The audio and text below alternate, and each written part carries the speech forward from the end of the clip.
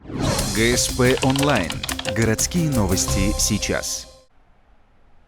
В следственном отделе Ухты завершилось расследование убийства, произошедшего в селе Кедвовом в июне этого года. В дежурную часть полиции Ухты поступило сообщение от местного жителя, в котором он признался в совершении тяжкого преступления. Мужчина сказал: «Я только что отрубил голову брату». Таковым оказался итог давнего конфликта. Младший, который стал пострадавшим, долгое время унижал старшего. После похорон двоюродного брата, которые прошли накануне, он снова пришел в дом к родственнику и затеял драку. Оба в тот момент были в состоянии алкогольного опьянения. Вот между ними происходит драка, в ходе которой они выходят из дома.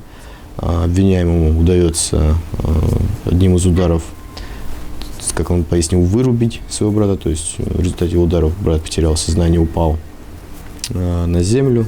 После этого обвиняемый взял находящийся неподалеку топор и стал наносить удары в область шеи, задней поверхности грудной клетки.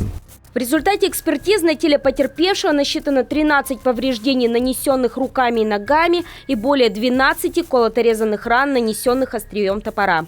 Обвиняемый сразу сказал, что действовал осознанно, целью было именно убийство брата. В результате нападения он почти отрубил ему голову. Теперь дело рассматривается в суде. Жителю Кедвовома грозит до 15 лет лишения свободы.